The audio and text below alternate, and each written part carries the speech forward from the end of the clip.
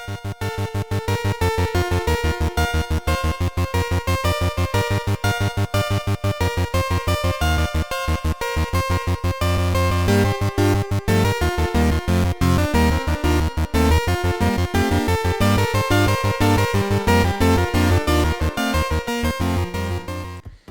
everybody, welcome to the Man Alone Solo role-playing YouTube channel. Today we're going to talk about a subject that I'm pretty sure most people will enjoy, and a small minority of individuals might strongly disagree with the conclusions that I reach, and then a vocal super minority will hold me in contempt, unsubscribe, and potentially hate me forever. But that is all coming soon. Off the bat, while I'm still in everyone's good graces, I just wanted to give a shout out and a little preview of some upcoming fun on the channel. So many of you are probably familiar with one of my faves from 2024, which is Cartograph Atlas Edition by Brandon Lee, Raven's Ridge Emporium from Australia. And I absolutely love this game. Please check out my video on it. You know, if you are somebody who's like, how could a map making solo game be that fun? Take the Cartograph Atlas Edition challenge, which involves buying Cartograph and playing it. I don't have an elaborate challenge really, but it is so much fun. And every time I play and I look at the map that I have afterwards, my dumb kindergartner brain that still lives inside me is like, this is so fun. But recently, well, yesterday, I was delighted to see that Raven's Ridge Emporium had sent me a new book to check out, which is, I love it when this happens, but it's actually, this one is written by Brandon. Brandon has some role in this other one, but this one is actually by Nicholas Robinia, and it's Caught in the Rain, a solo mystery role-playing game. And what I like is that, sorry, one-handed here. I like it when there's books that are roughly the same size and shape. Isn't that nice?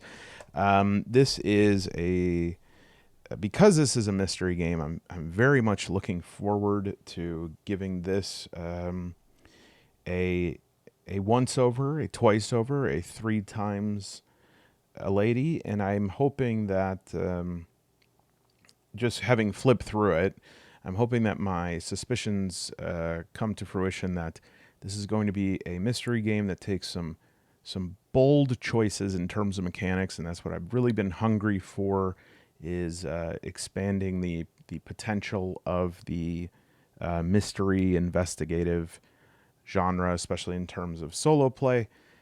So we're putting that in the queue and looking forward to taking a look at that in a video coming soon to a YouTube near you.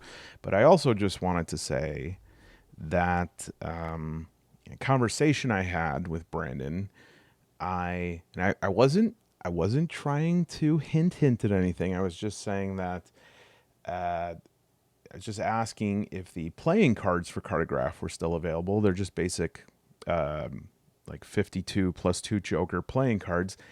And what an awesome dude. He just threw in a little deck surprise with Cartograph in the box. I mean, this is shipping from Australia, okay?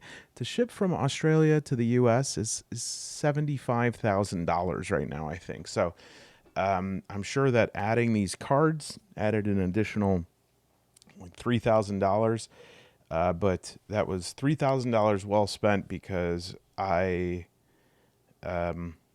Cartograph has reached the level of a game that I just like it so much that I want all the goodies. And so now I have the goodies for it. And I should say it's not like it's a completely, standard set of playing cards. The design on the back, and then The jokers have a unique design, as well as the face cards all have a geographic location that is very beautifully rendered and can certainly be used as an input in the game. But more than anything, I just wanted to have the goodies. I like my treats. I want my treats, and that definitely qualifies as a treat. I just bumped into the keyboard here, so I'm going to make sure I'm still recording. Very good. Okay. So originally, the purpose of this video was to do a review of the Fate core system that almost 2 years ago, I picked up Fate Accelerated, which is a sort of, I guess, quick start or a bridge version of it.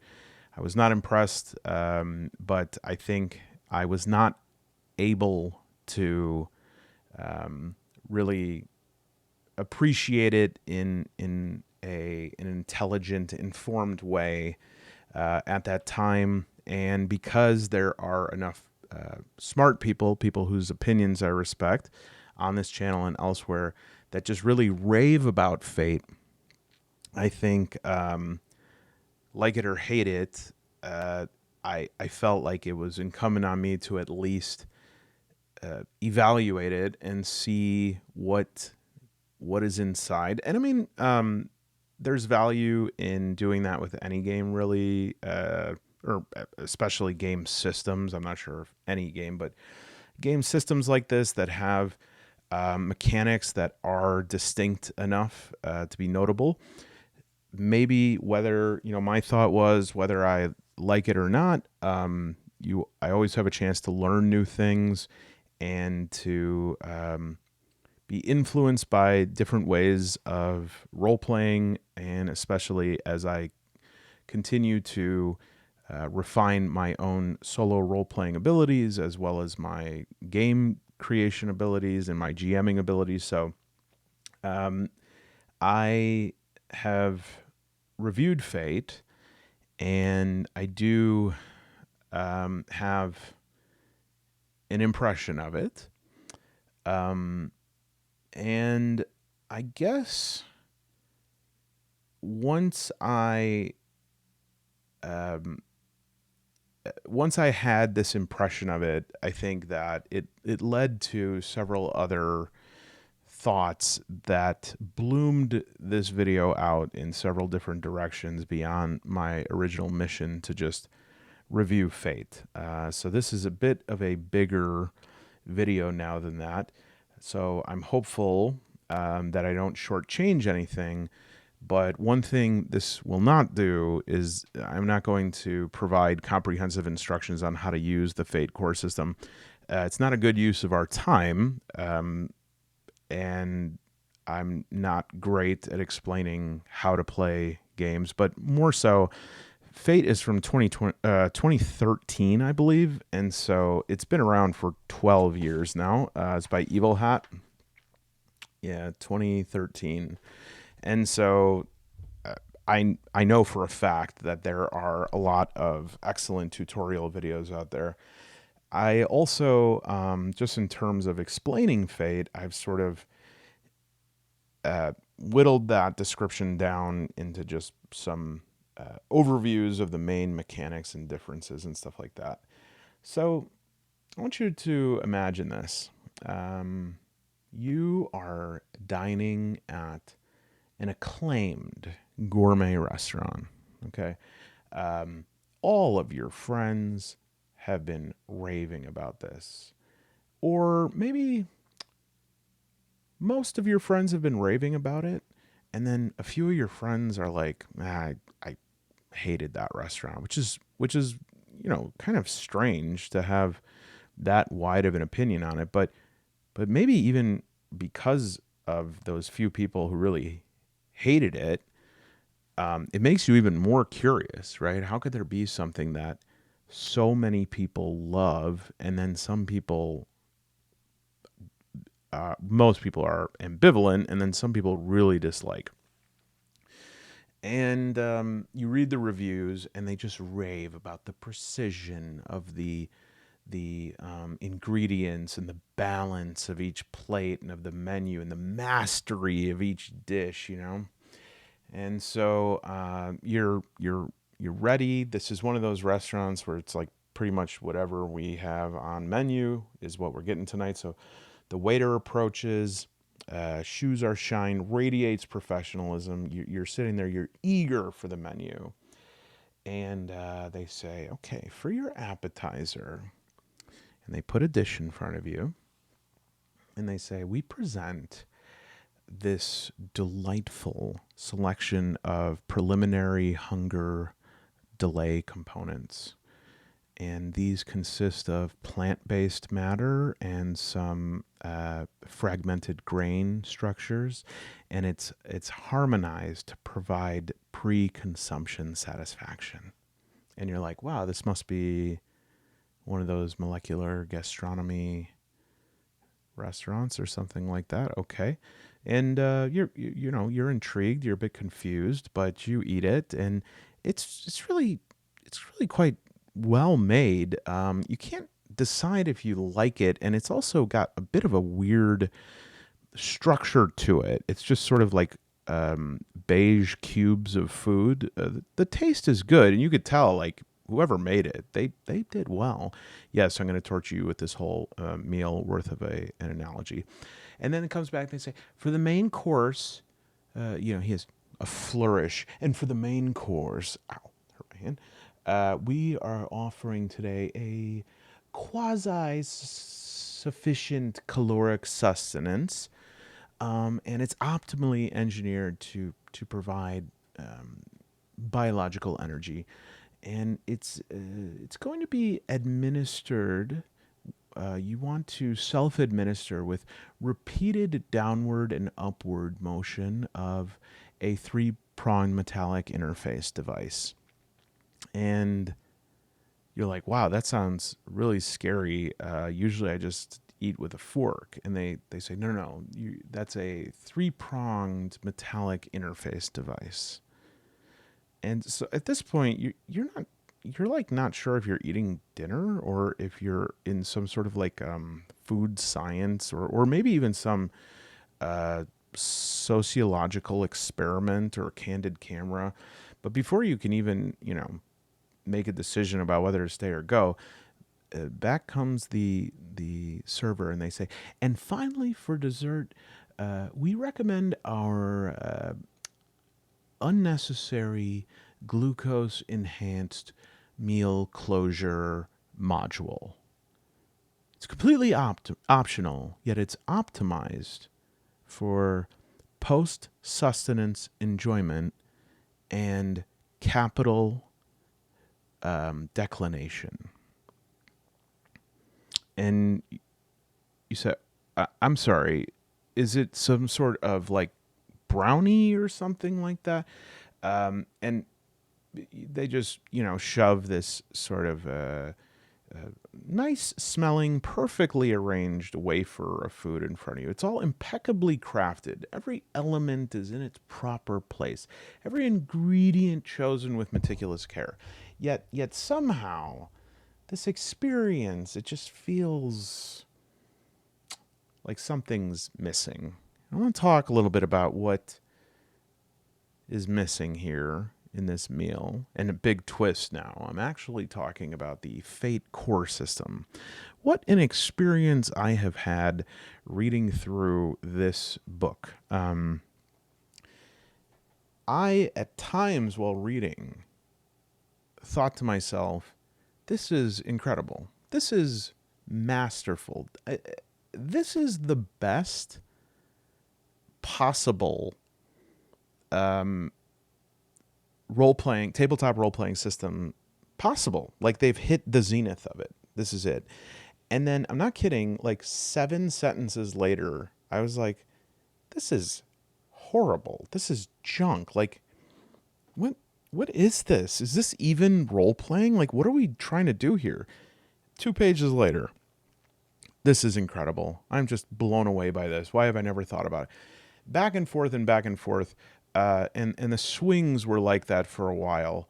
However, they started to, average towards or tend towards a mean, in which by the end of it, I had, I think, I'm quite certain is my final impression of it. Okay, so I'm not trying to tease here or anything like that, but I think I want to take a pause for a second and widen out the conversation a little bit, because if you're new to the channel, very rarely are we going to come at something forward facing. It's going to be at times maddeningly oblique. So let's change gears for a second and talk about poetry.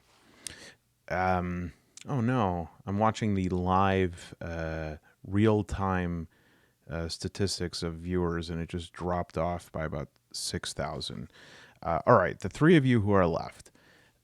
Before us, we have one of my favorite collections of poetry, and it contains one of my favorite poems that I'm not going to read line by line on in this video, but believe it or not, I have another video that I'm working on that will feature the poem "On Earth We Are Briefly Gorgeous," which is probably one of my favorite poems, if not my favorite poem.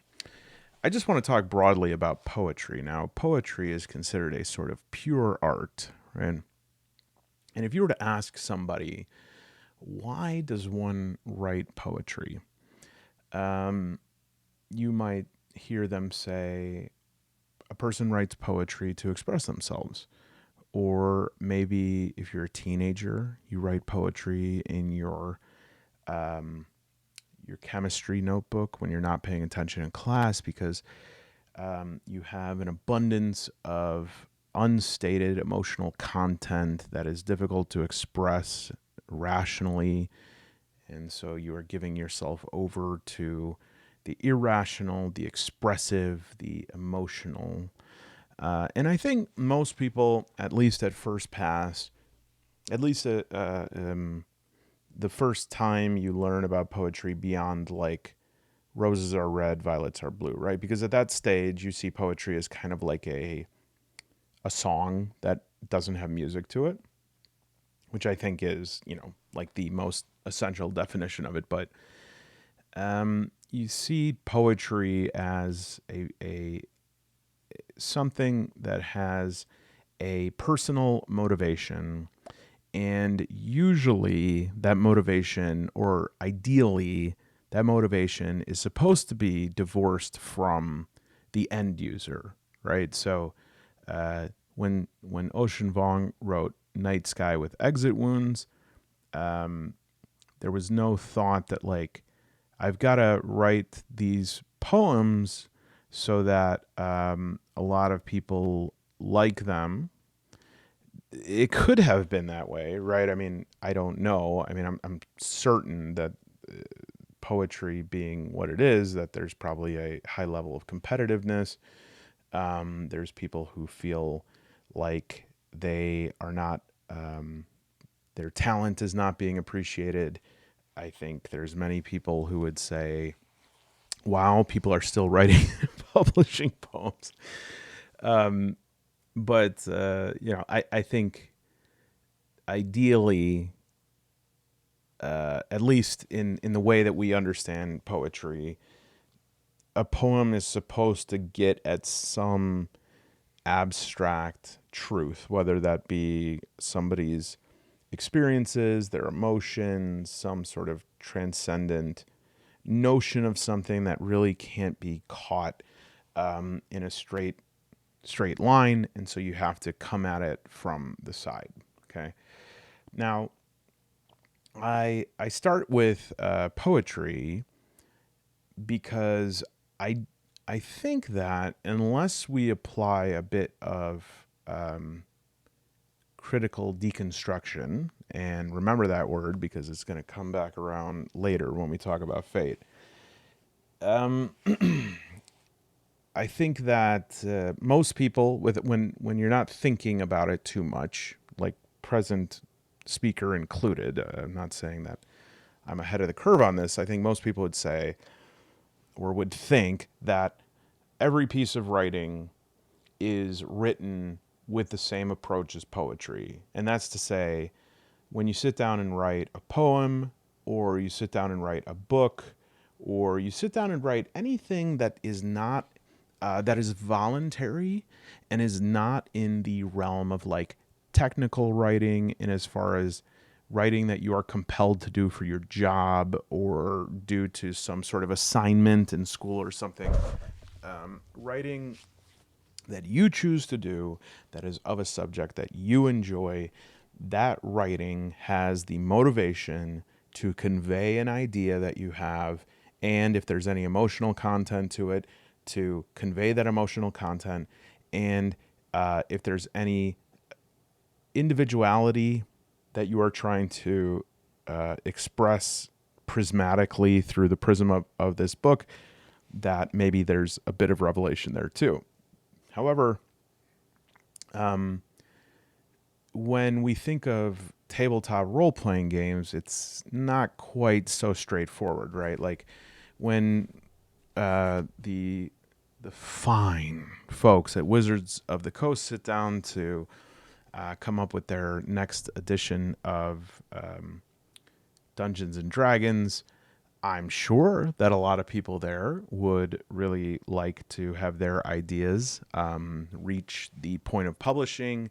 I'm sure some people have stories that they would like to, in some way, infuse into the existent lore. Maybe they've always had a really cool idea about whatever those squid head guys are, or whatever. And there is certainly some degree of artistry involved on the level of creator, but at the same time, they are working for many, many bosses, right? There's a boss of whoever the executives are, whoever the producers are, that are trying to convey whatever messaging or ideas that are desirable by the people who pay money to gamble on the production of the book, the producers, whatever. And, you know, when it comes down to it, I think at that level of creation, it's a lot of creation by committee, where it is means tested. You are looking at return on investment. You're looking at demographic information about the consumers. You are looking to create a product that is going to get people to purchase it, and then also for those people to enjoy it, and then also for those people to talk about how they enjoy it, so that you are able to get other people to buy it. And of course, the thing that everyone wants nowadays is new people to come into their hobby, right? This is currently happening with Games Workshop. I think it's been happening for a while, and there's some interesting pressures there where Warhammer 40,000 has moved beyond just its core audience. They're now appreciating the possibility that new people are able to join the hobby. And during this time, this is one of the times that becomes extremely destructive to the essential story, or the essential concept of what something is, right? Because you now have lots of cooks in the kitchen, as well as people outside the kitchen telling you what your menu is going to be. Okay, so I want to, thinking about something like Fate Core System, which it has 5 authors written right here, is by Evil Hat Productions. I'm sure that whatever scale, what I was just talking about for D&D, whatever scale that is happening on at Wizards of the Coast is probably happening to some degree at every publishing company that has a certain level of professionalization. If they're a new company and they still have like somebody who initiated the vision of the company and is doing a good job at like preserving the integrity of that company, it might be happening at a different pace or in a different way. But the motivations for creating something at that point, they are likely balanced between the creator and the end user, the consumer, right? Like I want to make something that's good. I want to make something that's cool. I want to make something that I enjoy. But at the same time, this thing has to sell because I'm going to print it and I'm going to bind it and I'm going to pay for illustrations of it, etc. And so when anybody makes a tabletop RPG, they have a variety of motivations. Very, very similar to uh, a poet, right? A poet might want to prove that they are a virtuoso writer, that they are excellent at crafting different sentences that are emotionally evocative and clever, and at the same time they also might want to show you something about themselves, et cetera, all those reasons, right? And in the same way, everything has many motivations, okay?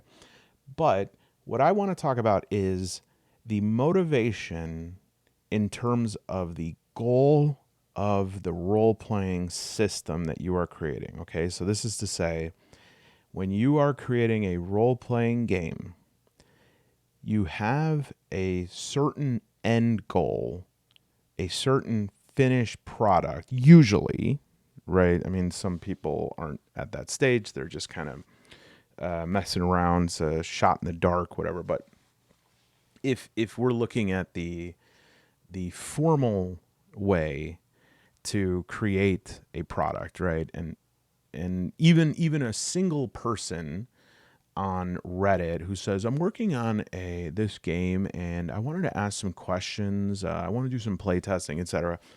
They have an idea for a game that they feel needs to be in the world, right? I mean, you would not see somebody say, hey, I'm really interested in making a game, and then they exactly describe a game that's already out there. And there can be similar games. They have like you can make a game unique with its design and its art, all that kind of stuff. Its unique writing, but for the most part, people are going to create something because it represents them and they want to put it out in the world. But every tabletop game conveys a vision of what they are trying to do with their mechanics. Okay. It is the motivations, the primary principles of game design that are employed usually indicate what sort of experience, what sort of gameplay experience they are trying to create. And different games will pursue different goals according to this. Okay, so I've been broad for too long. Let me now get a little bit more specific. Okay, what I'm saying is, a game tries to create an experience for the player, and that experience, they are trying to create that so that the player can role play. But if you were to ask, right, the Steve Harvey, it's like we asked 100 people, Family Feud, right? If you were to Family Feud and ask people who knew, right, not like man on the street, like what do you think people are trying to do with their mechanics of their game? The most common response, the one that would ding, 64 people out of 100 would say they're trying to make it real. Like they're trying to, whatever behaviors, actions that they're depicting in the game, what they're trying to do is figure out a system of dice rolls or card draws or narrative or whatever mechanics you employ. The point, the motivation of the mechanics involved are to simulate reality with a high degree of fidelity. Okay, so that is the first motivation, broadly speaking. It is not the only one. It is not the only one, but and by the way, many games have more than one of these in different amounts, all of these, but most of the time a game is specifically pursuing just one or two of these more than anything. So take like outside of tabletop play, like Microsoft's Flight Simulator. If you've ever played Flight Simulator, RIP Sky King, and or any game that has a level of immersiveness that I wasn't planning on talking about Sky King, but I think this is a good example. If you ever YouTube Sky King, it's a very sad dude who he was a baggage handler. He was not doing so well in his life. Really good guy, but just was horribly depressed and not able to say anything. And then one day, with no experience whatsoever, he hijacked like a Boeing 737 and took it around, I think, Seattle area, and was in contact with the flight control, air traffic control, and he was really pleasant with them, really nice, and they obviously wanted him to land the plane. He ended up doing a full like loop, or what do you call that? Like he did a barrel roll with a Boeing, and it was like a foot above the ocean, like it was about to crash, and he did it. And even the people there were like, how in the hell did this guy do this? Because they found out he had never had a single recorded hour of flight. He had absolutely no training. He did not have a license. He did not go to flight school. You could probably guess what happened at the end. As I'm saying, he was not a very happy guy, but they found out that he learned to fly on Microsoft Flight Simulator. That is how much that game is motivated by recreating real world systems, processes, experiences with accuracy and detail. I would say done D&D is one such thing. It's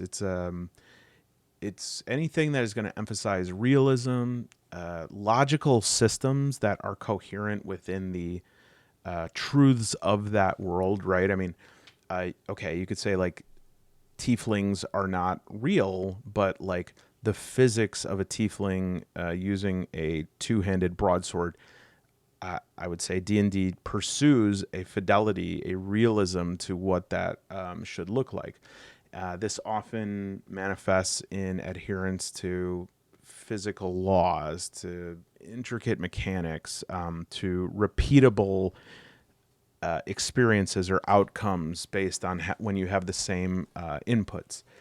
And this is appealing to a lot of players, obviously, because role-playing, people are seeking immersion. They want things to be believable and complex. They want to simulate some experience that they do not have access to, or at least don't have frequent access to, or don't have full access to, right? And so in something like D&D, the player does not have full access to being a very powerful adventurer, mage, whatever, because of the limitations of reality, because of the limitations of we don't really take kindly anymore in civilized society. It's just like a band of people going around asking for quests and then shooting fireballs at buildings. But and when a game is motivated by this, it is going to reward players when they pay attention, when they have attention to detail, when they demonstrate skill. Now, I think probably, I think everything I just said is applicable to today, but obviously I think most people would agree that the apotheosis of what I'm referring to is probably in 3.5, D&D 3.5. And since then, it has given itself over more so to the second motivation that a lot of games have. And that is actually, Trying to think if I want to. Yeah, cinematic flow, narrative flow, right? It wants. These are games that realism could be there, but it takes a second place seat to the story. We need epic moments. It's going to prioritize the craft of storytelling, thematic resonance, emotional engagement, and this is often going to preference these things over mechanical accuracy or realism, right? It will try to be realistic, but if realistic involves like a system of, you have to manage your livestock purchases for the week or something. Well, if a game does not have the motivation for realism and it wants it to have the right cinematic beats, that's not really included, right? There's a reason why most action movies don't have short breaks in them where, Die Hard doesn't have a scene where John McClane just like goes to the bathroom and, we have to wait 2 minutes. John McClane's going to the bathroom because it has an episodic flow to it. I mean, in a lot of ways, almost every sitcom is like this. Sitcoms have certain beats and they don't waste a lot of time with things that are not relevant to the story unless they're one-off jokes.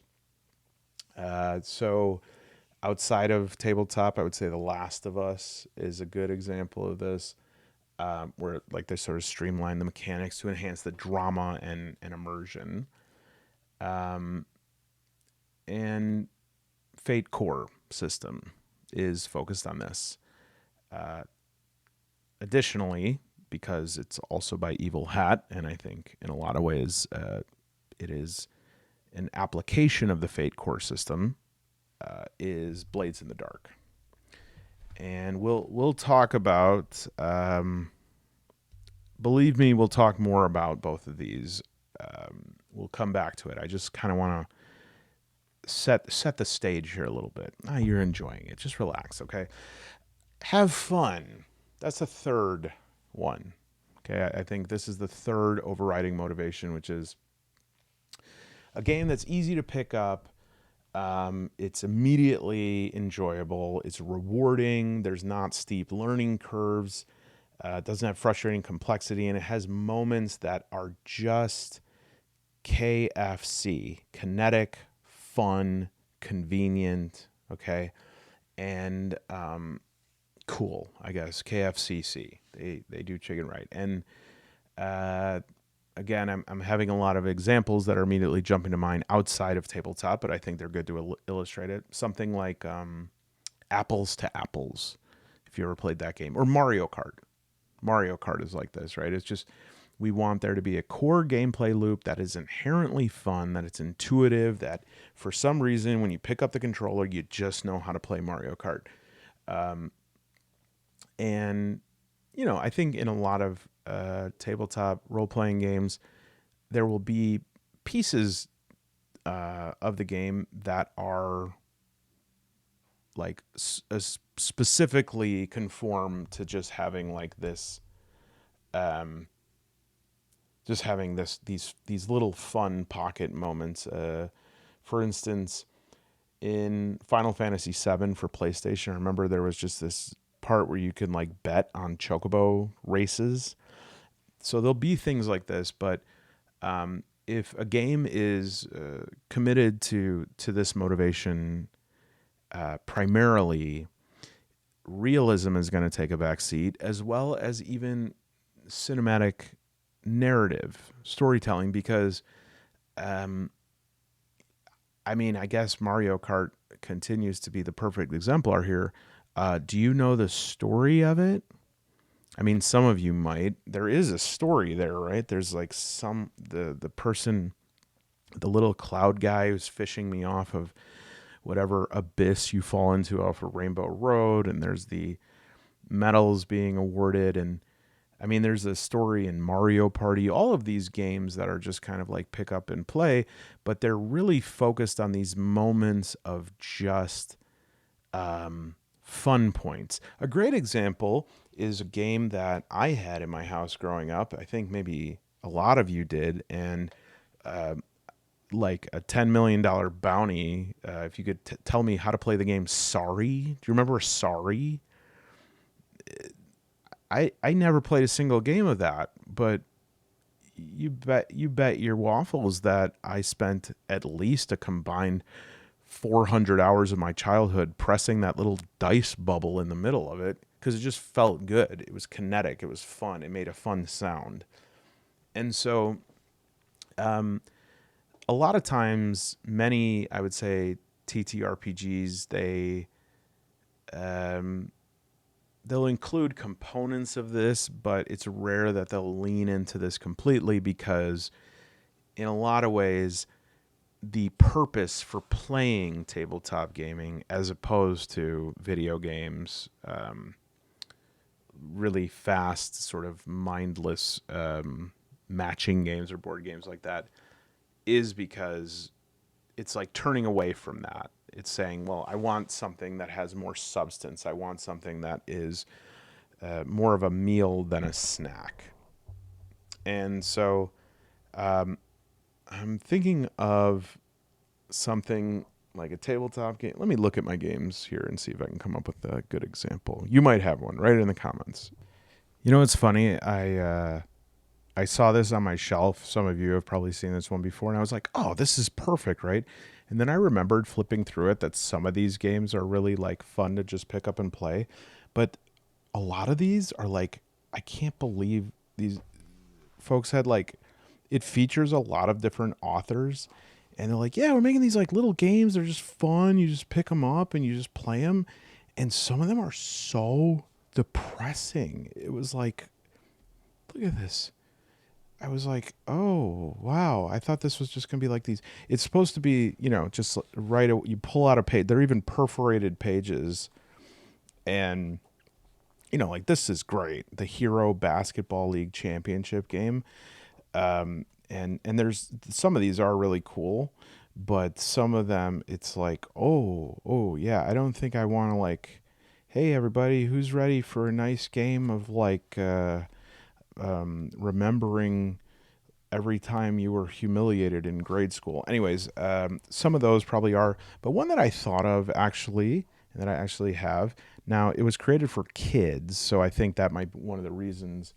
But I think Mouse Ritter is a game that probably leans a lot into this kind of pick up, play, just have fun, don't worry about the rules too much, and even like the this game is so cute every time I take it out. I've never played it, but it's adorable. But even the character sheet in it is just kind of shows you like the goals of it are going to be very different. Look at this. I should play. I wish there was a solo for it. Player mice. Yeah, like really quick sheets. Yeah, the loadout weapons are like, or the currency I think is, you get a nice button for a shield here. So I don't want to get bogged down in Mouse Ritter, but I think as far as that goes, again, you'll see components of that in different games. The fourth one is right. We what's left, right? I knew there was other motivations, but these ones took a little bit of I had to scratch my noggin a little bit. So let's just review. You have these high fidelity, high simulation games. You have games that are high narrative or highly cinematic constructions that emphasize like cameras zooming in with a superhero landing and stuff like that. And then you have games that are just like based on mechanics or actions, or just the feel of playing them is fun, and you don't really need to know what's going on. You just know that like when you pick up a lightning bolt and it shrinks every other person on the Mario Kart track. It just feels great and you laugh.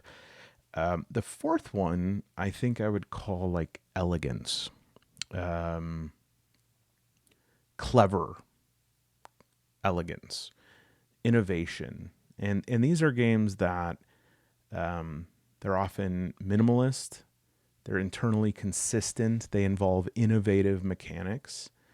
Whereas the mechanics in the first two, in the hyper real games, those mechanics often have the goal of replicating the real world equivalent as accurately as possible, right? So that like if you throw a javelin in the first category, the hyper real games, you want to be able to have something that measures arm strength, wind resistance, aerodynamics, sharpness, penetration, all those things. Whereas in the second one, which is more cinematic, you focus on things like likelihood of impact, who's watching when that happens, clutch. Is it a clutch moment that person threw that? Is there something that motivated the throwing of that javelin from in that person's life, or the relationship between the thrower and the throwee of it, that would make this a special smashing of an armored plate? The third one, you just like kind of ghosts and goblins for NES. Like you don't even worry about the fact that your character's throwing 800 javelins and never running out. You just enjoy launching javelins. That was one of the hardest games of all time. So this fourth one, this would be more about elegant, scalable systems that are easy, usually easy to learn, but difficult to master. Like they're approachable. They push boundaries of what can be done mechanically. And these ones are probably closest to pure poetry. They are born from desires to be intellectually creative, or finding simplicity within complexity. And so with these ones, if you're throwing a javelin, it might not even be about the javelin. It might be, you might say, we're going to switch the perspective of this scene now, and we're actually going to embody the javelin. And so even though you usually would roll dice for this or something, we're going to see what like the javelin would actually want. I'm making this up out of my ass, but one that I got in the mail today that I think is a wonderful exemplar of this is Between the Skies, which was really enjoyed by Daniel from Dungeon Dive. It is an absolutely gorgeous book by Exalted Funeral. It has the color scheme is, the whole thing is just like a thing of beauty.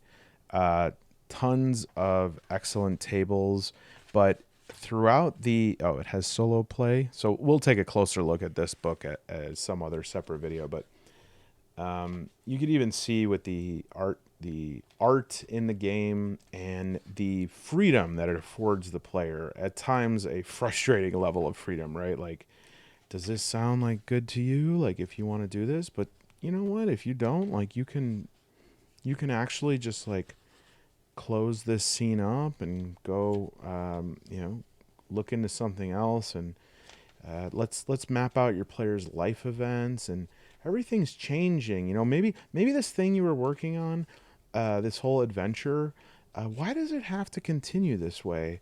There could be magical realism involved. And the idea here is to, I will say, like, I think that this category, the category of elegance and innovation,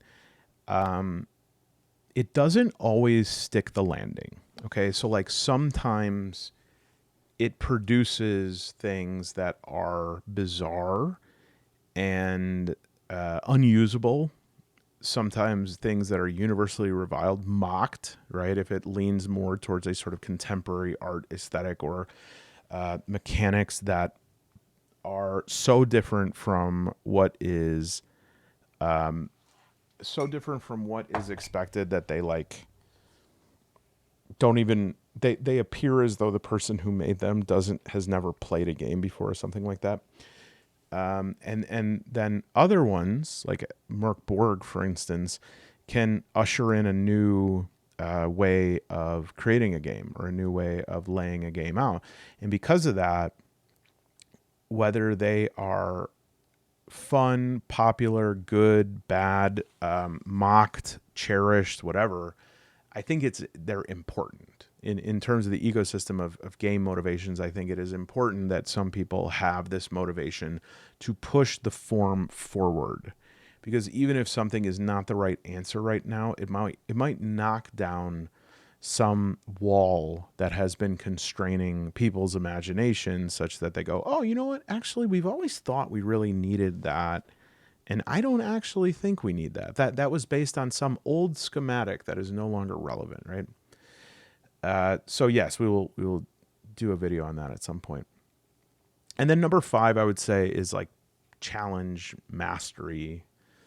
I want to say, by the way, that some games that were we now just see as stalwart sort of representatives of gaming were at one point this sort of elegant innovation, but when every revolution becomes the state, and so 30 years on, it just seems like that's the old guard. But Magic the Gathering was extremely innovative. Like, this is what I'm talking about. Before Magic the Gathering, the idea that you would have a card game where you had to like that when you sat down to play it, you wouldn't have all the cards in the set, or that a game that there would be new cards all the time, and that people would have a different base set and you'd be playing against each other, and that like it was anathema to some people to say, so wait, let me get this straight. I'm going to play a game that if a person has more money than me and can buy more cards, they potentially will beat me just based on that. And it's like, that was not really, that did not fit the format up until that point. Chess was like that. Pandemic. If you've seen like any legacy games, the idea of like, yeah, we're going to play a board game episodically. And I mean, chess, I don't want to get into it, as I did a deep dive on it a few weeks ago. Just suffice to say that chess did not start as chess, and that at one point chess was seen as like the most incredible. It was seen as the same way that like Metal Gear Solid was seen when it came out, of just like, wait a minute, I can smoke a cigarette and that makes my grip on my sniper rifle steadier. Remember that mechanic? Hilarious. Oh no, you take diazepam. One of the consumable items in that game was Valium. That makes you aim better. Anyways, okay.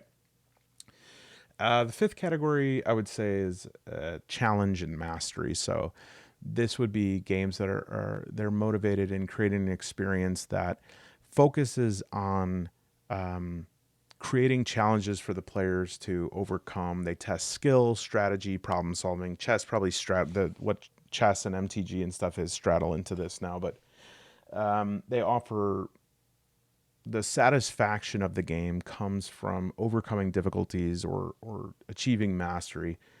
If anyone has Dark Souls, definitely anything that's like Soulsborne. If anyone's played EVE Online, Pathfinder, I think in terms of if you think there was a sort of fork between at a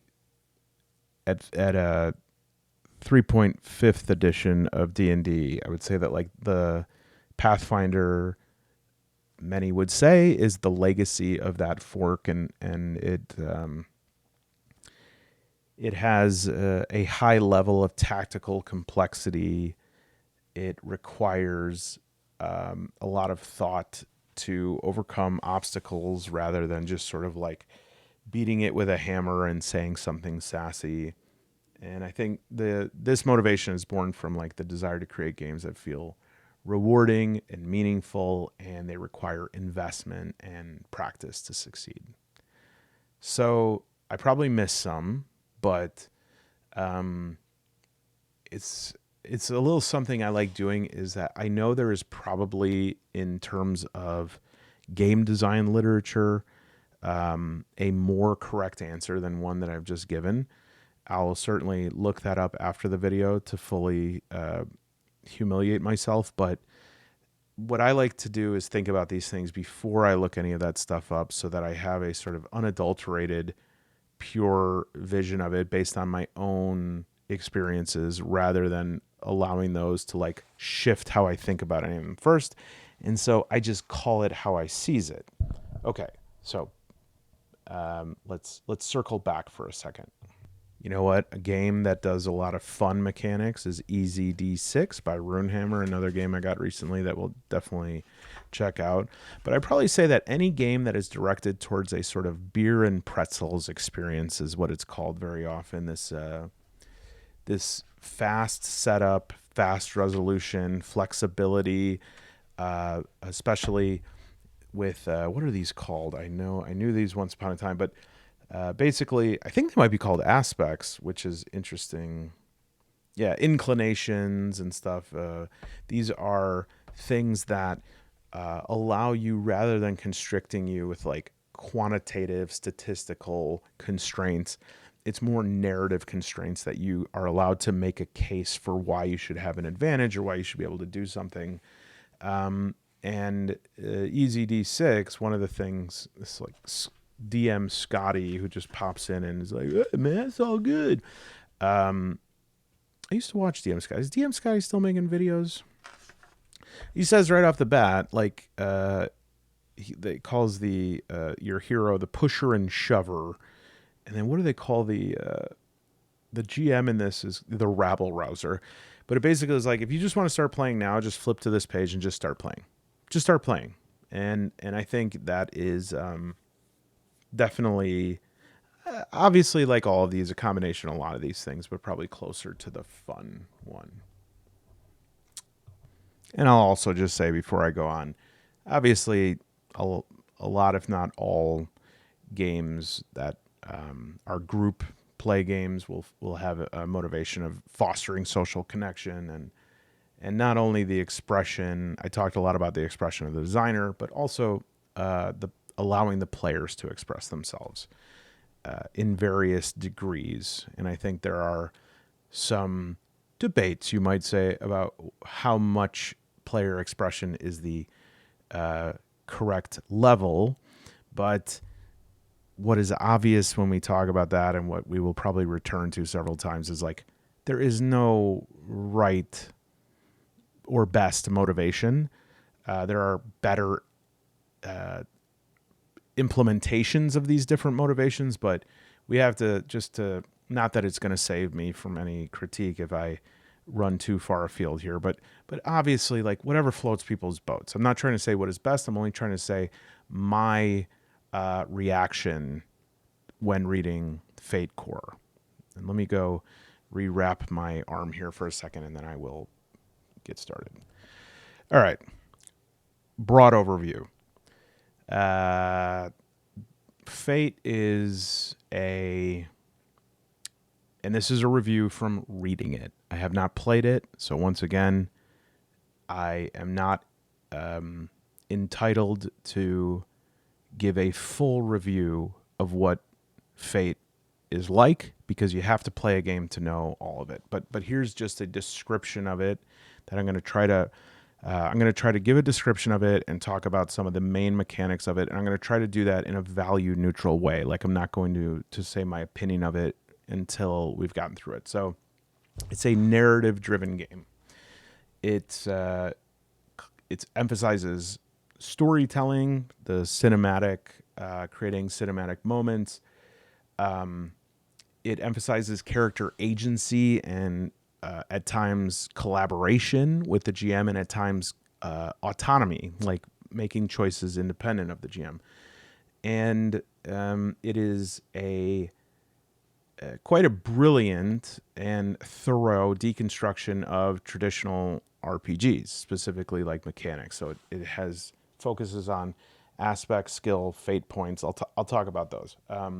What it does is it encourages players to like use story as a medium by which to get to know, to define their character, and then to develop their character, and then to express their character. And this is not like an arc. This is happening constantly, like in recursive loops. It's rules light for sure, and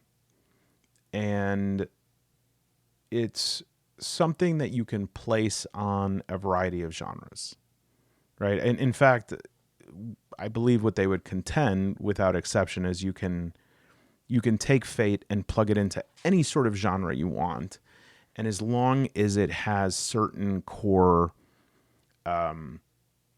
narrative qualifications, which almost anything that is fiction does. I mean, I don't think you could play maybe a Fate documentary or Fate instruction video on how to use a oil French fry fryer, but it is it's very versatile in that way.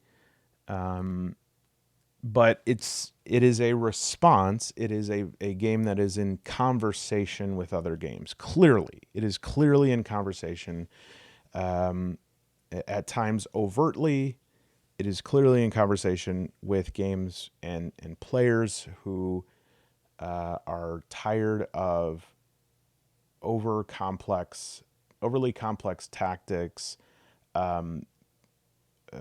tactical systems, and it also tries, I think, to innovate and push things forward in a milieu that is very much, in certain ways, entrenched in certain ideas of how things have to happen in games. And I think a lot of this game must have been born from the developers constantly saying like, well, why do you do that? Why is that? Why does that part happen? What does that part actually represent? What does it mean? Right. So it's flexible. It's story first. And so Blades in the Dark, that's also an Evil Hat game. This is pretty much like an application of the Fate system to an interesting sort of thieves guild kind of thing. Has a really interesting system of like, well, it has like stress and trauma. It has you work as a crew or guild, I guess. It's high tension, and it's like a if this then that. Like there's a lot about stakes and consequences and trade-offs, but it is cinematic and immersive, just like the idea that they're trying to get at in Fate is put on display here in Blades in the Dark. And one of the really cool things that I think is a very interesting thing that we need to play with more in solo gaming is doing a retroactive or retrospective explanation of a heist. And that shift in tense allows us to be a little bit more. It makes the narrative more customizable because we're saying this thing already happened and we're pretty much saying how it happened, but we're of course rolling up different things as we're telling the story. So we're sort of like acting like it was in the past, but it's really being produced now. But even that subtle shift in tense allows you to have some certainties of the present that you can rely upon, that gives you a wider breadth of capability. First and foremost, to tell a story about what happened last night, you have to have lived, which one of the greatest sadnesses of my life, besides the last scene of Game of Thrones, was the Many Saints of Newark, the Sopranos prequel that is, and this is no spoiler because it's right off the bat from the beginning of the movie, but it's narrated by Christopher Moltisanti from hell, which I cannot really put into words how stupid that choice is. Love Michael Imperioli, but wow. Anyways, so here's a few big major ways that fate deconstructs an RPG, because that's really what happens here. It deconstructs it. It is molecular gastronomy. It takes the taco apart, and not only that, it also like melts it down and does calorimetry on it. So character creation. Character creation is not just a stat roll up. It's a tool. It's a gameplay tool. And stats are not fixed or rigid. In fact, most of the power or capability of your character comes with these aspects, right? These are aspects of who they are, and they can be like actual descriptions of the character, you know, a loner who can't connect with others, or they can be like lines, quotes, titles that get to that insinuate something about the character. Something like never saw a safe I couldn't crack, or something like that. And not only do these create a basis of the character to help with the improvisation of the character, to shape the gameplay and the choices, but these aspects can be invoked for mechanical purposes. Sometimes like safe cracking, right, will allow you to apply that aspect if you're doing that or anything similar to it. Or if, and in this way, it's a little bit similar to like Pendragon, in that if you have a passion that applies to something, you might have a higher or lower performance due to how that aspect of the passion affects you, and aspects is used in a somewhat similar way. There are skills. There's not a lot of them. Try to find the skills here. And they're very flexible skills, right? So when you talk about like Forbidden Lands, you know, it's like Free League will say in many of their Year Zero games or all their games, like, this is what you can use this skill for. Do not use this skill for this. There is not... See, this is the character sheet in Fate. Like, does that look like most character sheets you're used to? Just not without even seeing like what the title, the sections are called or anything like that. And again, I apologize. I'm working with one hand here, so page 9. Okay, so yeah, skills. Skills are what you use during the game to do complicated or interesting actions. Each character has a number of skills that represent their capabilities, including things like perceptiveness, physical prowess, etc. Beginning of the game, the player characters have skills rated in steps from average to great, +1 to +4, higher, better, meaning the character is more capable. Okay, we don't need to get that far into that. So with skills, trying to just find a list of them. I'll give a pause. Okay, so here you go. Skills.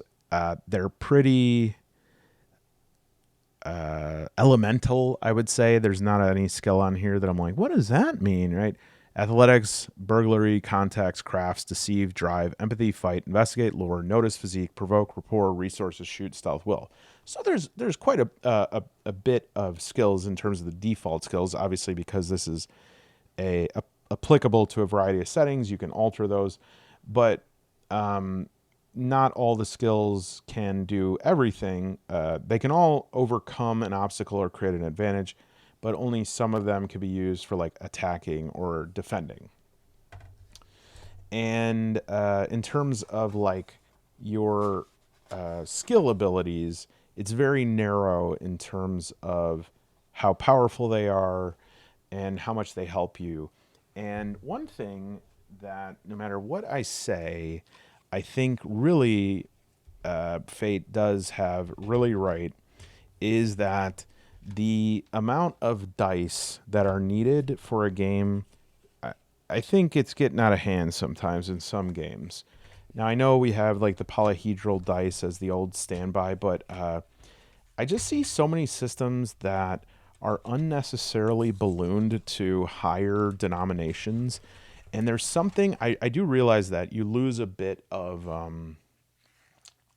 what would the word be? You lose a bit of granularity when you have something that's quite simple. But at the same time, the resolution, I guess you could say, is not very high with this. But at the same time, very rarely does enjoyment in a game come from, math. And so I am ashamed if I were to admit how long it took to open that, way longer than it should have. So basically, the Fate dice is 3 options. Each D6 has 2 minuses, 2 pluses, and 2 blank.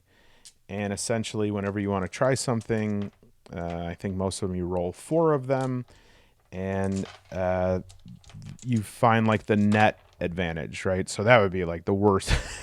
It's the worst roll possible.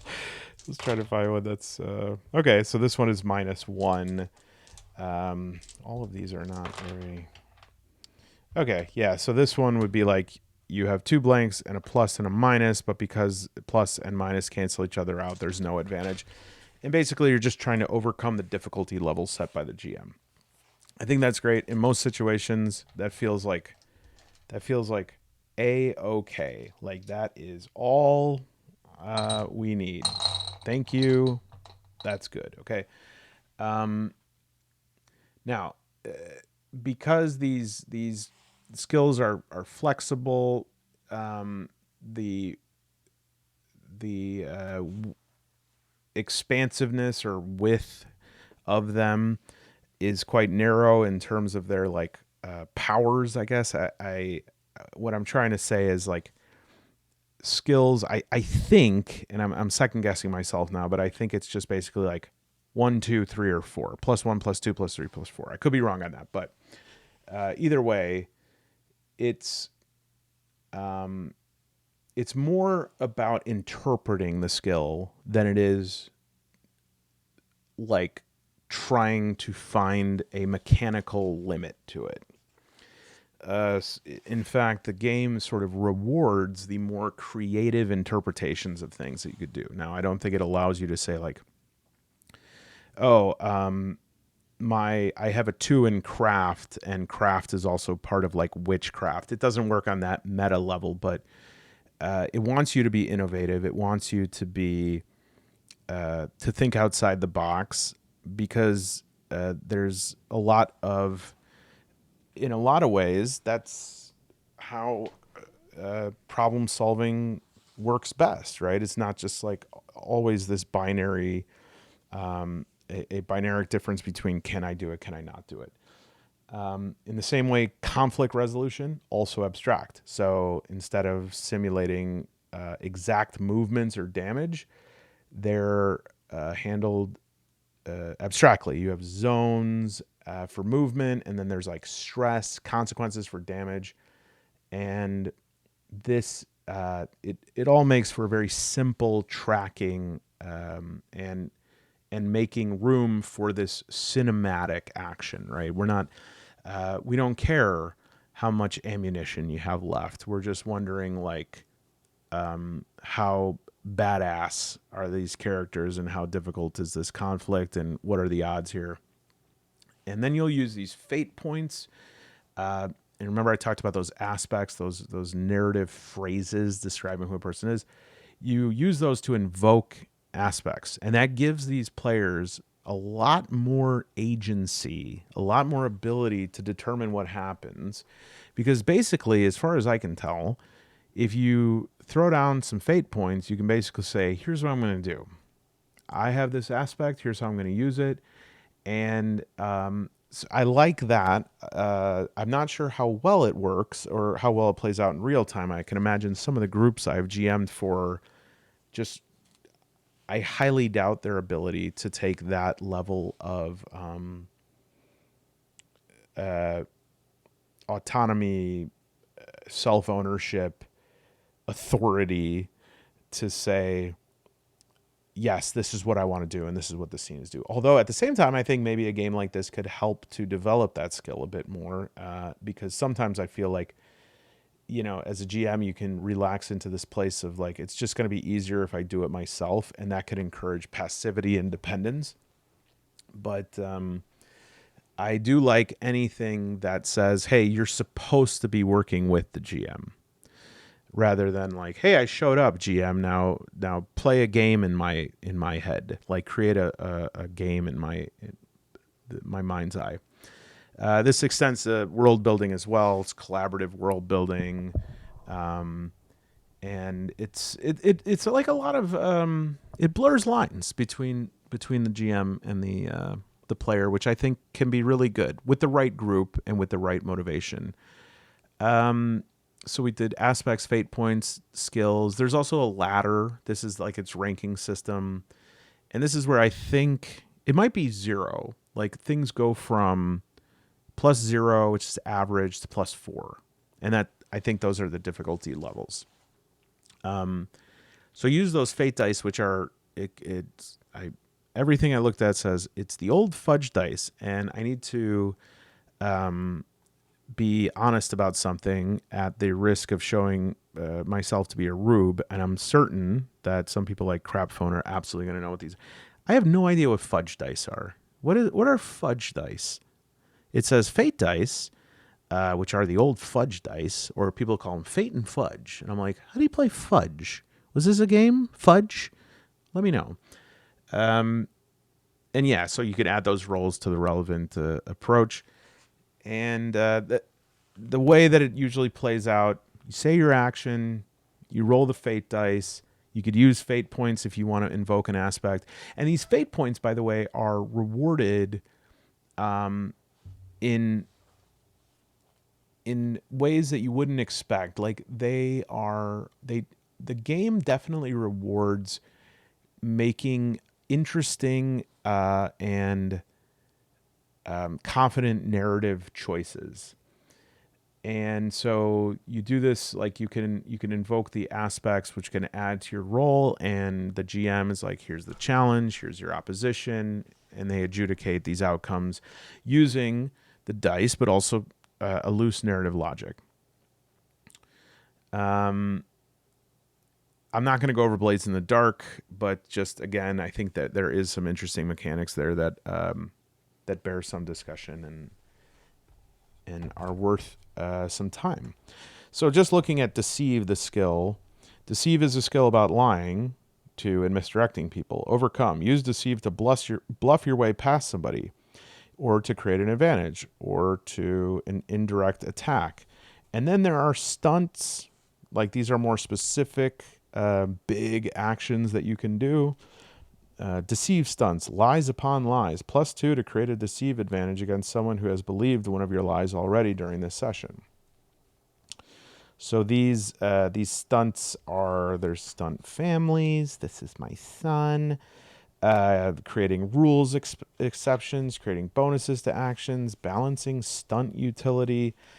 And these stunts, you can sort of build these stunts out. They're not limited to the list there, and the players can take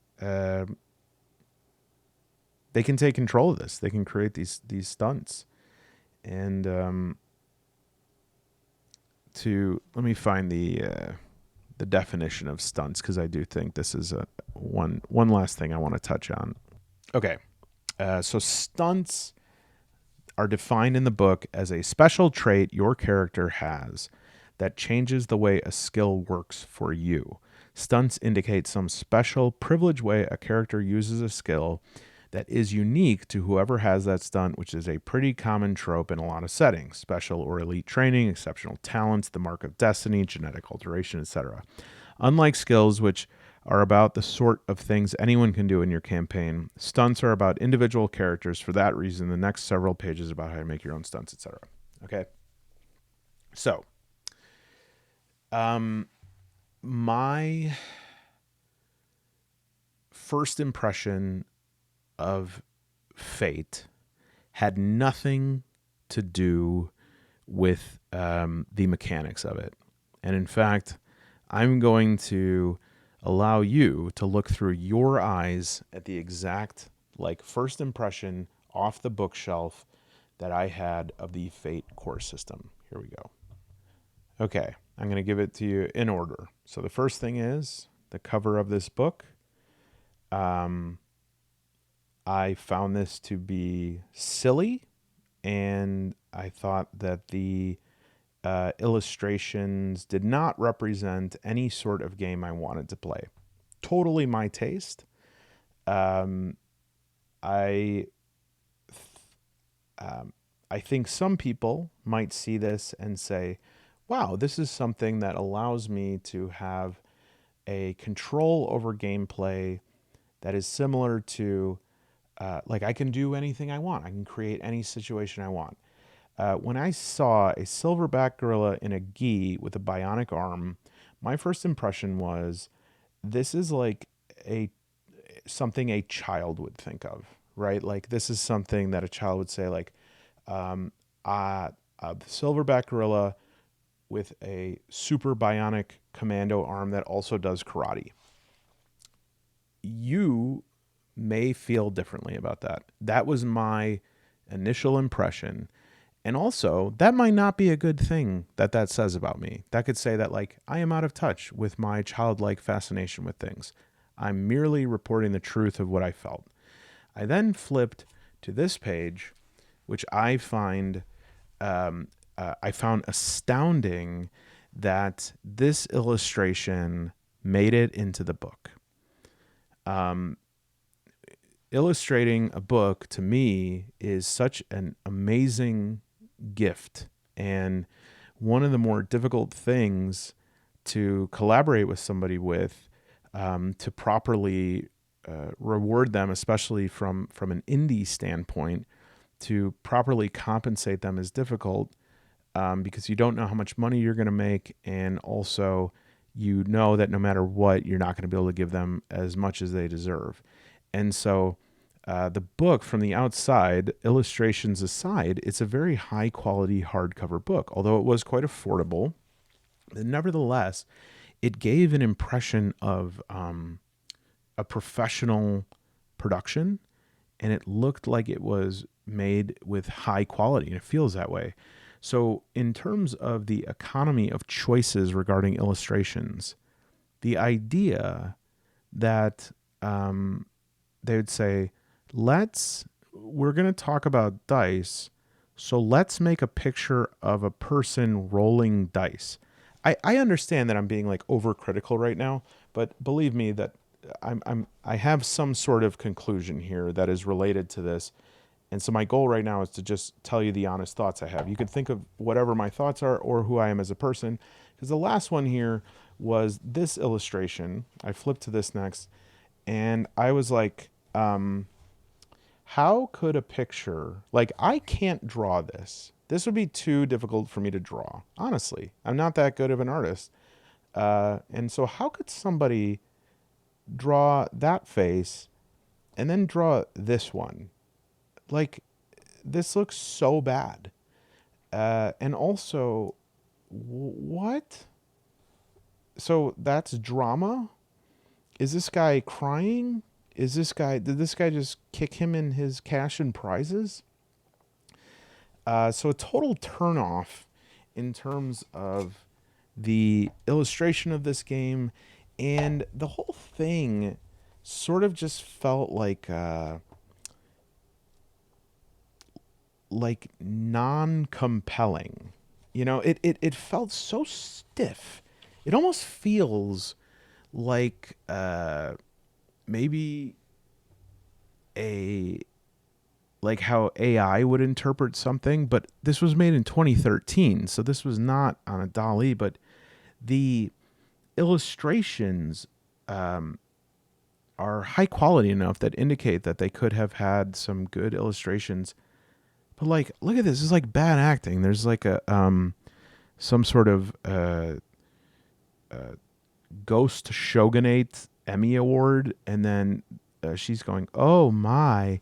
And in the back is this guy going, "Ah," and I'm like, "Wow, this looks so stiff." Okay, and I think that this is ironic, maybe, or telling, because I think at its core system, I think that Fate is a bit of a paradox.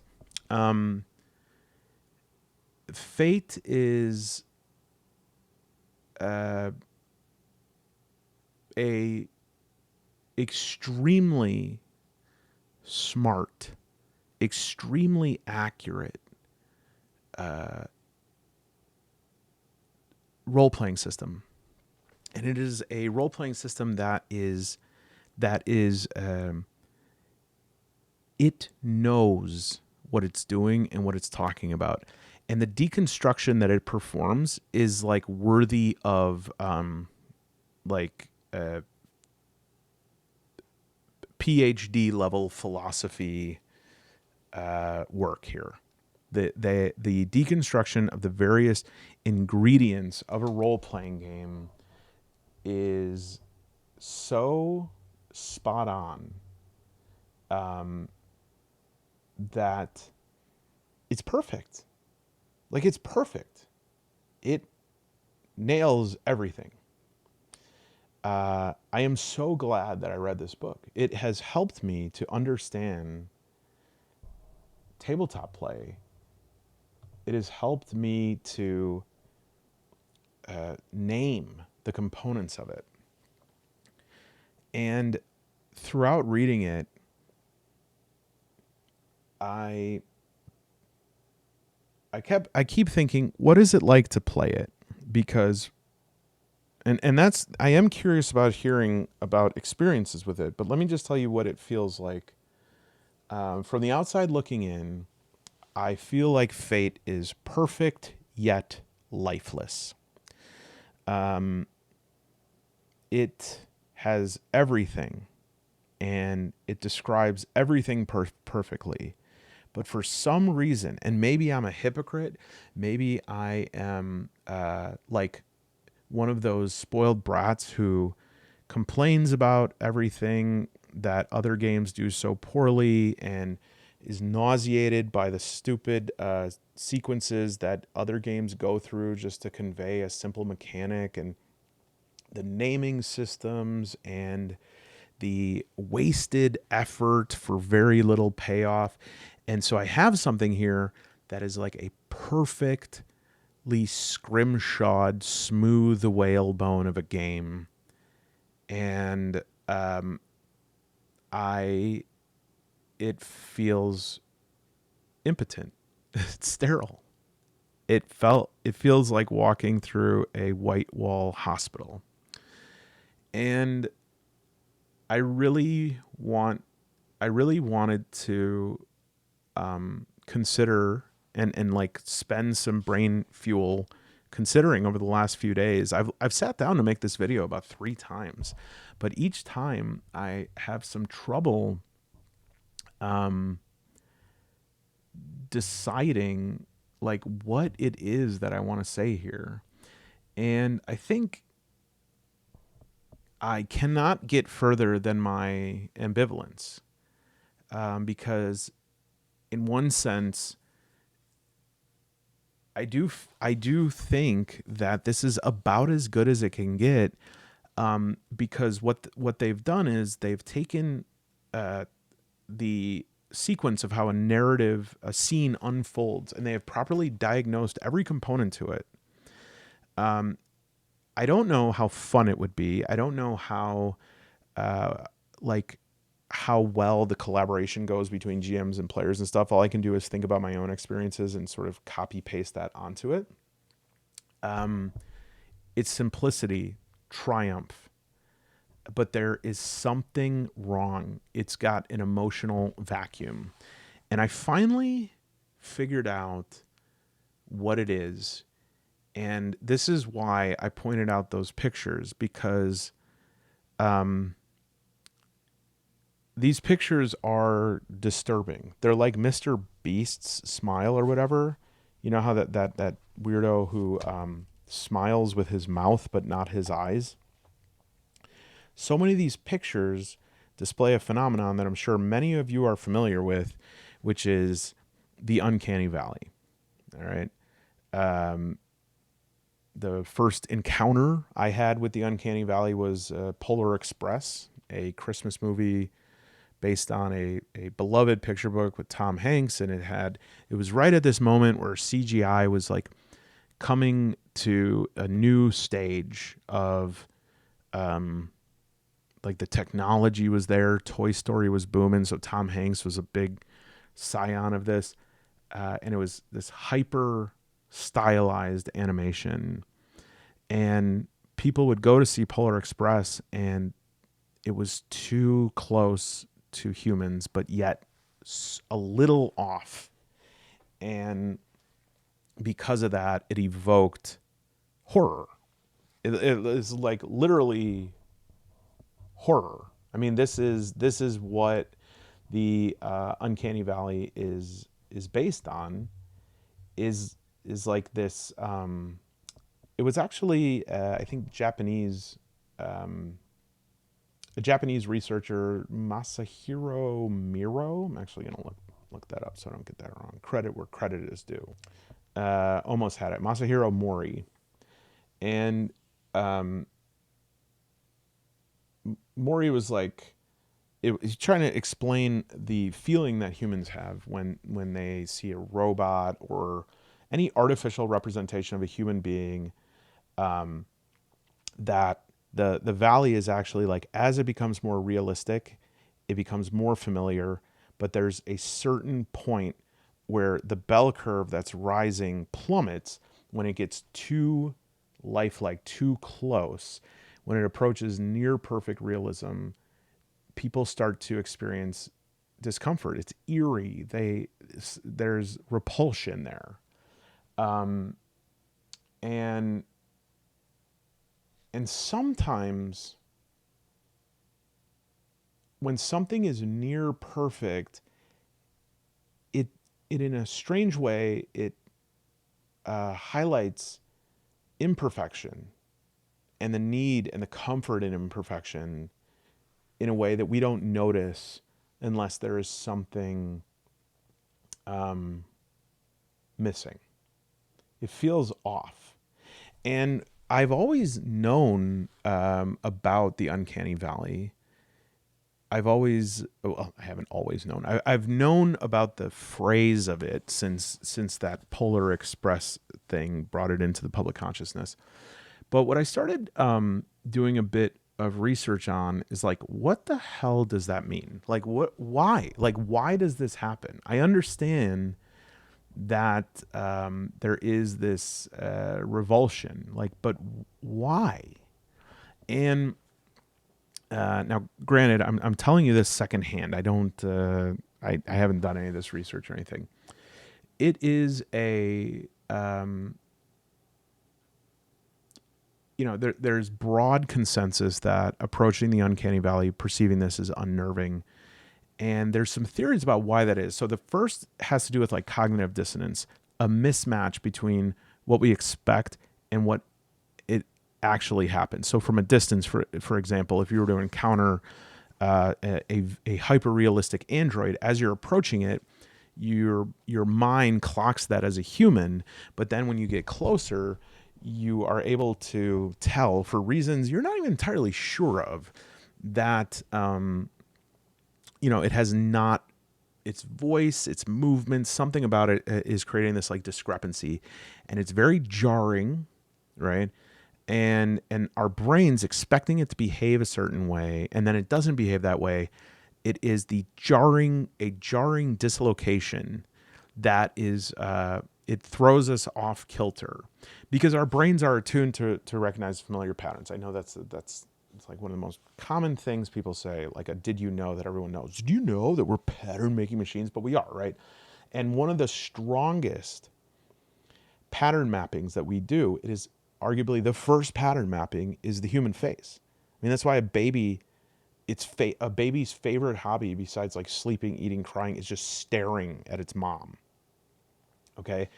And so we have this very, very complex mapping of a human face.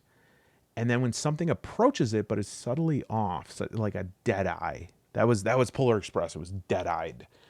And it feels wrong. It feels perverse. It disrupts reality. Okay. And so all of that is to say, and I was sort of dissatisfied with this one, this cognitive dissonance, because all that says is that it's like, it bothers me because I didn't expect it. But there are a lot of things I don't expect. And so, for instance, if you slip on ice a little bit and then you catch yourself and you're like, you get so mad because you didn't expect that. You had to right your ship. You had to like suddenly tense your body. I get it. So is there anything further? Well, we don't fully know. Like, we don't fully know. But two other theories here. And I don't know how I feel about the first one, although this one seems to have more backing to it, is that it's actually like an evolutionary psychology thing. Is that our fear of the uncanny valley is a throwback instinct that humans are evolved to avoid things that look slightly off. And this could be for like mating. This could be for eating. You know, it's like, oh, I see like some sort of venison type animal, you know, an elk, a caribou, and it has its arms, its, you know, its face and its body and its legs, but there's like something off about it. It's just not quite, and it is that something looks sick or dead or any other way that it's unnatural. It signals danger. It could signal disease, predators, especially. I read this. I can't really think of an example of it. Like predators that mimic human shapes. I don't really think, like, there's no predator that's like, hey, I'm Ned, and then it's, you know, it just claws your face off. But maybe it could mimic movements that humans find familiar, or it can mimic sounds maybe. And having that ability to be like, wait a minute, that's not quite right. It like sets off our spidey sense. And it's ingrained in us. It's primal. That, you know, and in that way, I guess I'm satisfied by something that's just like, yes, it's in our base programming. The interesting offshoot from here that I don't know how competently I could talk about is like a historical, mythological, folklore fear of doppelgangers. You know, Freud talked a lot about doppelgangers. The what was it? Unheimliche, right? This like this doubling that usually when it like appears in dreams or something. Well, I guess Freud saw it two ways. Freud saw it as like it could be an expansiveness, it could be an expanding of a person, but it was also like the splitting of the self. And there's lots of folklore stories about doppelgangers and how they sort of indicate that death is about to happen or some sort of. We could maybe talk about doppelgangers, but the last one is that I find the most compelling is a failed or a manipulated emotional connection. Okay, and this one I can actually like intuitively sort of understand the process here. So humans wired for empathy, tribal animals, right? And we see something that has hallmarks of a thing that we extend empathy to, right? Most of all, it has a face, it has body movements, its body roughly looks like ours. And so we begin whatever sort of complex neurological process is involved in sort of reaching out, extending empathy. And then we are in the process of that. And then suddenly we register something that is off, like their face, right? It doesn't have the right emotional cues. It's a little micro expressions are off. And suddenly we are like a stopped cold. We're repelled by that. And it creates what the research would say is like alienation. It alienates us, okay? And it's this near realistic entity that is defying normal. We instinctively know it's wrong, right? And so we want to create a barrier. Revulsion is a quick barrier. But I think of it this way: you map a face so early in your life, that is a sign of like human reflection of the human condition back at you. And so you see something that signals to you that you should extend your empathy. You're halfway through that, then you notice that the so-called human on the other side, right, is not able to reciprocate. There's no ability for that thing to reciprocate to you because it appears human, but it's not. And so in a way, number one, to extend empathy is to extend understanding, is to extend vulnerability. So you've like put your guard down and you've extended an olive branch, and that other thing reaches out to take your empathy, but it had no empathy to give back. This is why when they talk about personality disordered people, one of the defining factors of it that they talked about, like from the first days that they were sort of mapping access to diagnoses and stuff, is that people who, especially if you know anything about these cluster B personality disorders, okay, so like histrionic, borderline, antisocial, and narcissistic, they are defined by unsatisfying interactions. Like you'll talk to a person who's personality disordered, you'll have an exchange, and even though there'll be nothing obvious that went wrong, it feels like unsatisfying, as if like your very simple needs in that conversation were not met, and that somehow you gave something to that person that you are so accustomed to them returning that you didn't realize until after the conversation was over that you didn't get that usual thing.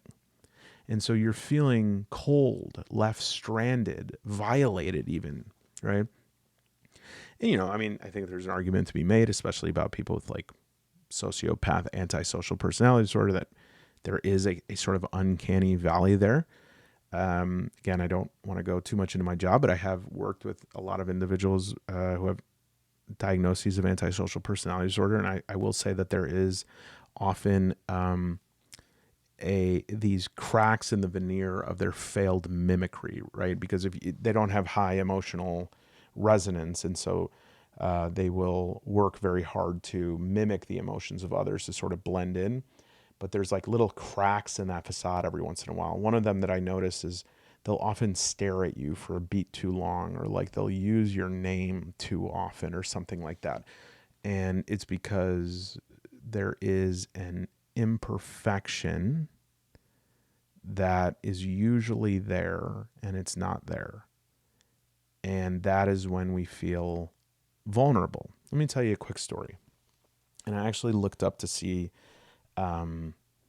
if this is true, and I couldn't find the specific circumstance of it, but the beats of this story conform with what the historical record says. So 60s and 70s, I think they're coming out with the Moog modulators, like the first synthesizers. Okay. And as they're developing these things, they're like, we have an opportunity here to improve on analog musical instruments, right? Because think about it, a guitar, the strings are wound by someone's hand. In pianos, like, right, like the tuning could be off, the keys, etc.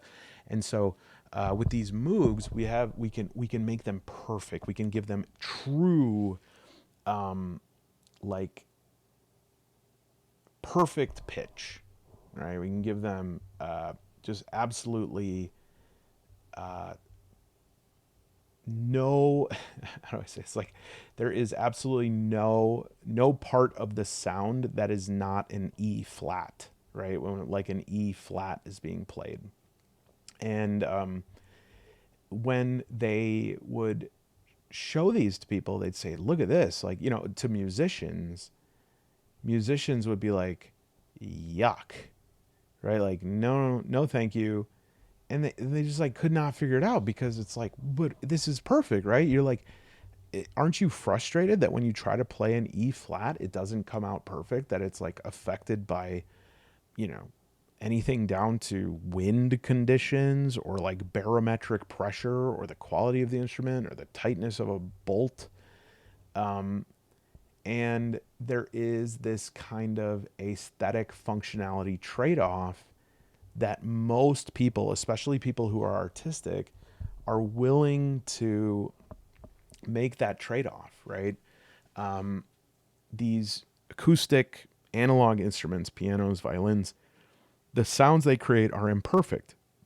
But in a way, those complex sounds, these variabilities in construction and technique and the environment and the different slight differences in like the tree that a Stradivarius was carved from compared to another, these imperfections, subtle changes in pitch, vibrato, or whatever tone, they make the sound feel authentic. These synthesizers, I think it was called sine waves, right? They were looking for mathematically perfect sine waves. They the sound would rise and fall at the exact, there would be an exact equivalence, right? So 5 nanoseconds to rise, perfect pitch, hold, and 5 nanoseconds to drop. And people hated it. And one of the things that I saw in a lot of writing about this is like musicians would say, that note has no color, man. Like that's a black and white note. It has no emotion to it. It was sterile. It was artificial. Why? It was too precise. It didn't have the overtones, the resonances of it. It did not have the imperfection to it. And they actually, I mean, since then, and this is standard, I'm sure there's like certain formulations of synthesizers that do have some options for a perfect sine wave. But by and large, the designers started to incorporate imperfection. They would put like random number generator variations to sort of emulate these acoustic imperfections. They would simulate a natural pitch fluctuation, timing. That I don't even know all the words, but actually, I have a great example of this. Take a look.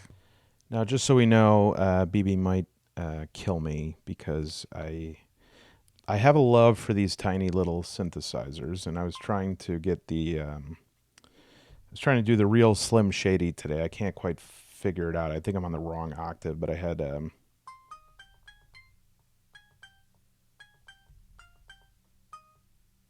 don't know the next one. Anyways, oh yeah, this is.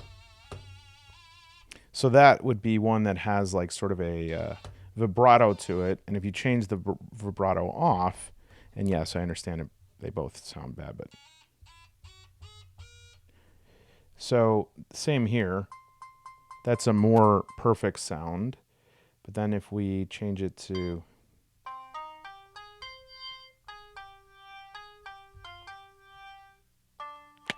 I can't figure out the last note of that. You can hear more of these. Yeah, this one has a lot of imperfection to it.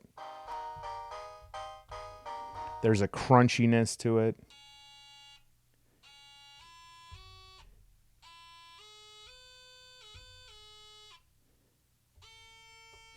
Anyways, so this is pretty much the standard, and I just realized this is a horrible example because every sound I just produce is makes you want to tear your ears out. But I think you can probably understand this idea that when it's too clean, it's suspect, right? Because that exchange of empathy, and I think that's probably why there is this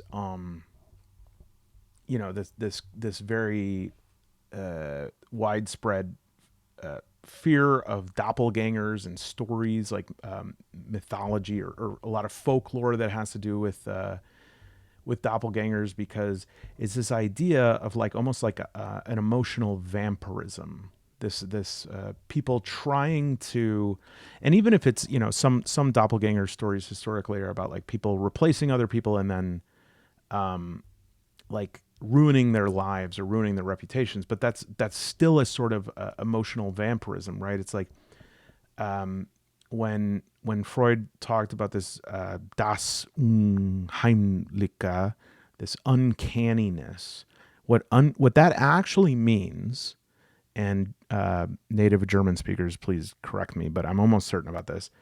Like Heimlich means homely, and so and homely like a home, not like ugly, but unheimlich then means like non-home, non-familiar.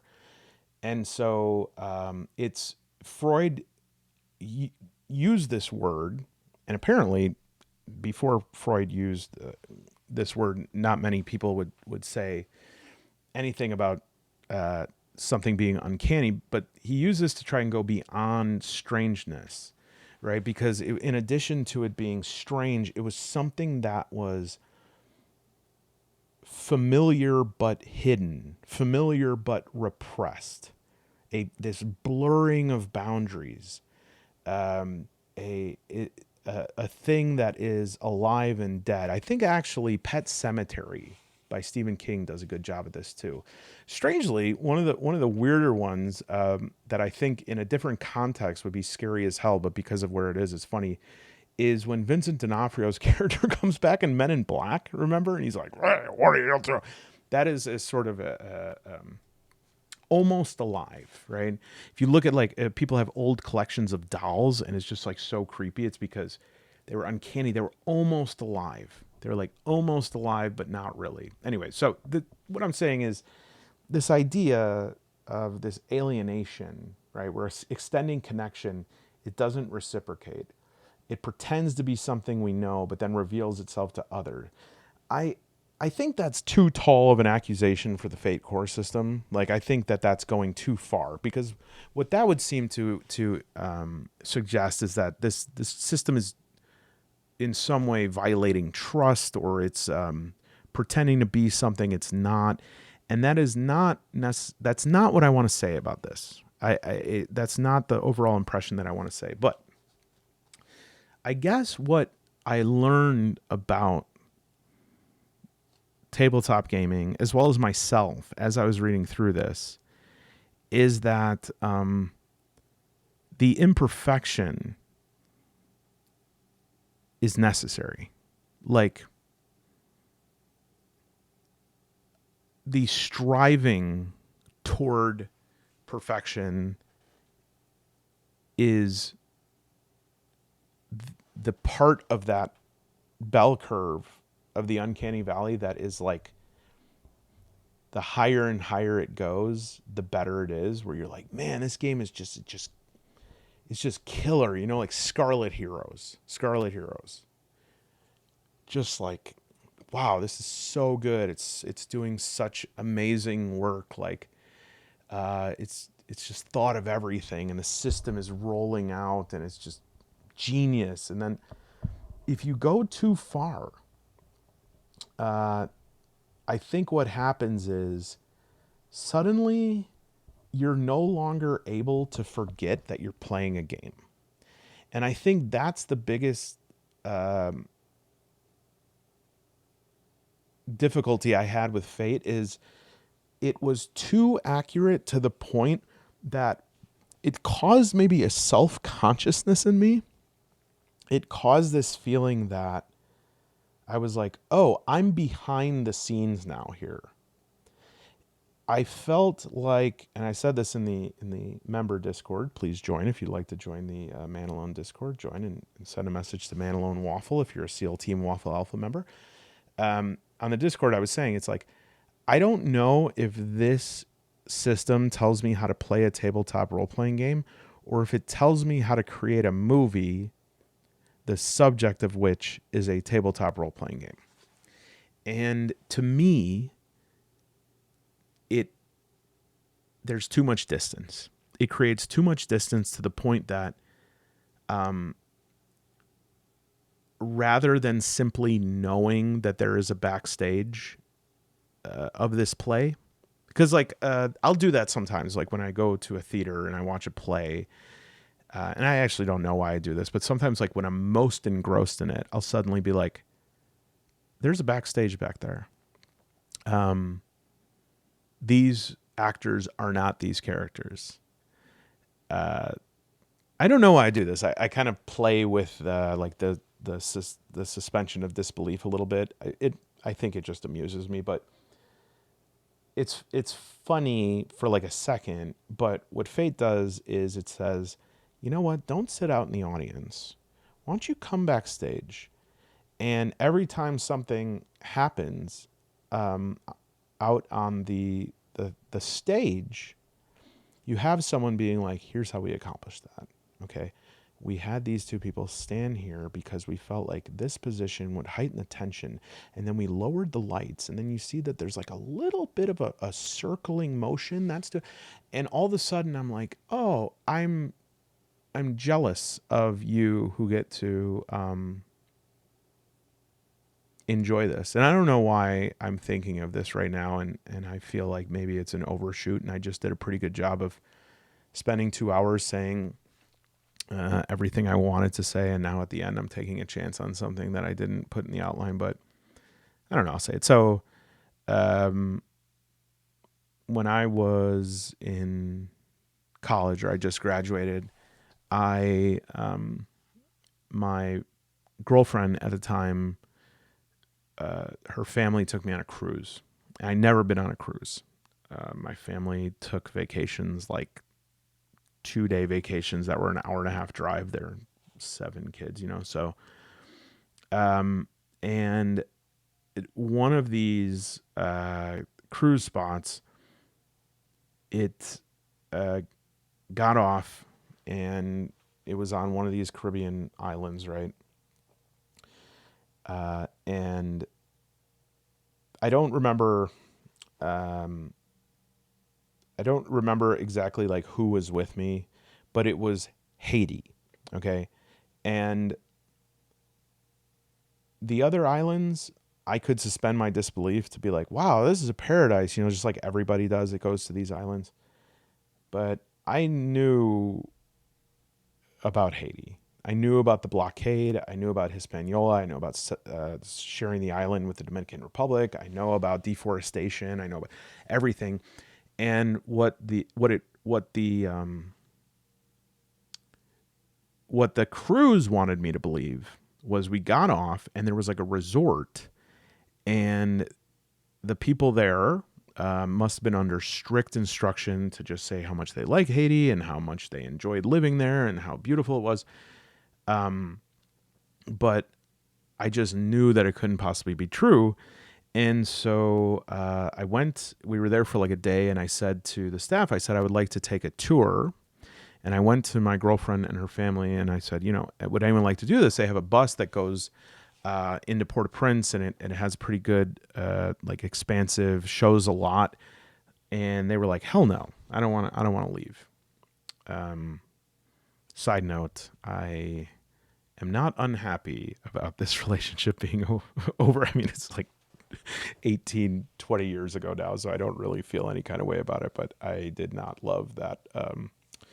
That was not a good match for me, let's just say, of the family. But so I took this tour, and at one point we stopped and went to some market or something like that, and I was buying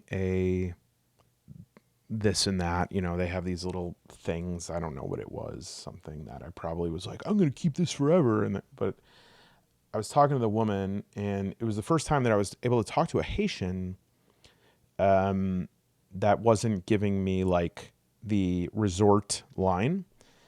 And I was just talking to her, and she said, you know, when I see tour buses like this come through, it's like my wildest dream. And I was like, you want to be like a tour bus guide? She said, no. I want to be you. I want to be on the tour bus. I was really taken aback by this. I was like, you want to tour your own neighborhood? Like what? And she said, every time I see you tourists come by, I wish that I could see a woman like me with all these little things out on the table. And I wish I could say, wow, that's so cool. What a unique experience I'm having. What an interesting thing that is. That's nothing like my country. And then I can get on the bus and I can go and I can leave here. But I am at this table every day and I never get to experience the novelty of myself.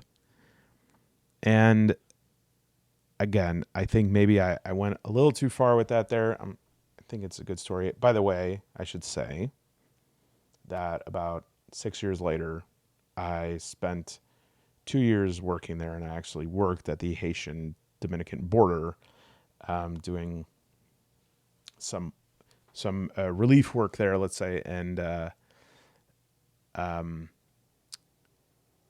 it definitely was not, the resort was not what that country is actually going on. In fact, I think that resort is the only place in the country that looks like that. So I think I think that I'm on the outside looking in with Fate.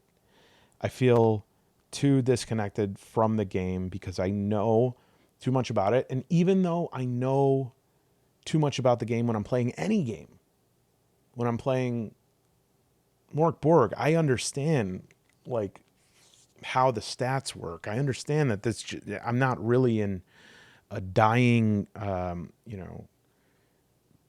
wasteland of a world, but I play to temporarily forget that I know.